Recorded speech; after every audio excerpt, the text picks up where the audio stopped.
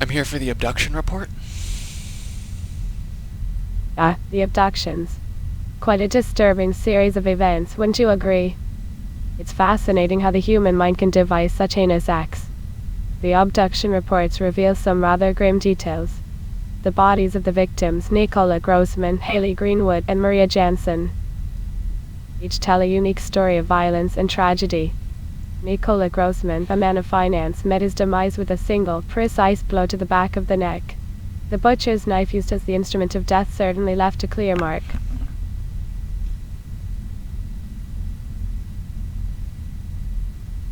How did Haley Greenwood die?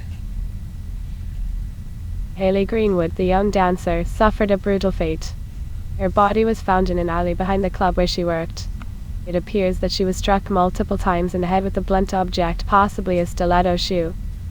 Judging by the fragments we discovered on her body, the force behind the blows was quite significant, resulting in severe head trauma. It's truly a tragic end for someone so young and full of life. How did Maria Jansen die? Maria Jansen's demise was particularly gruesome. It seems she was the victim of a savage attack, as if she had been mauled by an animal. Bite marks covered her body, especially on the arms, with one bite so powerful it fractured her forearm. The injuries inflicted upon her were extensive and indicative of an intense struggle. It's a harrowing sight to witness such brutality, isn't it? The time of her death was estimated to be between 9 p.m. and 12 a.m. on April 22nd, with her bloodied form being discovered in the forest the following morning.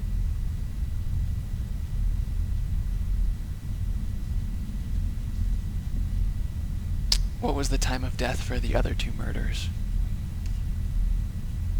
The timing of the other two murders. Well, for Nicola Grossman, the esteemed financier, the abduction revealed that his unfortunate departure from this world occurred sometime between 9 p.m. and 12 a.m. on the 23rd of April. As for young Haley Greenwood, her life was tragically cut short in the early hours of the night, with her passing taking place around the same time frame as Mr. Grossman's. It's a somber reminder of the fragility of life, isn't it?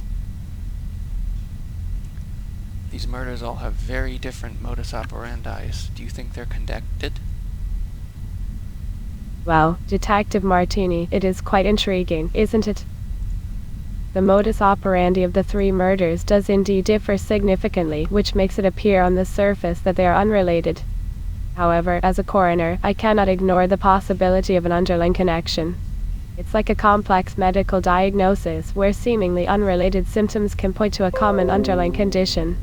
In this case, the violence and brutality inflicted upon each victim may be indicative of a deeper motive or shared perpetrator. Only a thorough investigation will reveal the true nature of this connection, if there is one.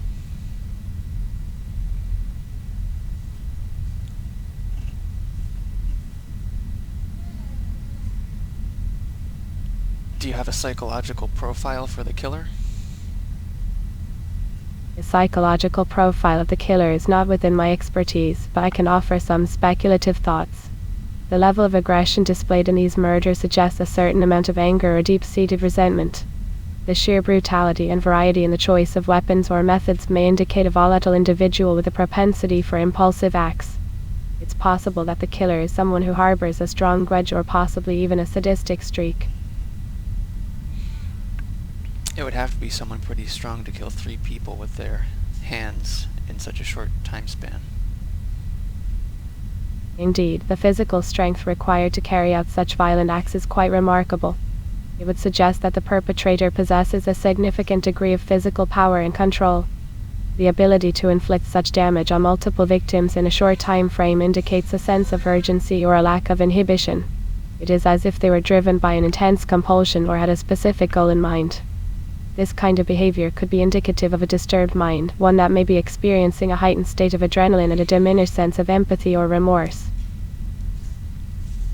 Well, you've been a lot more helpful than Chief Gretzky. Thank you very much. Sure, Detective Martini. It's my pleasure to assist you in any way I can. I understand that Chief Gretzky has a lot on their plate, so I'm glad I could provide some additional insights. If you have any further questions or if there's anything else I can do to help with the investigation, please don't hesitate to ask.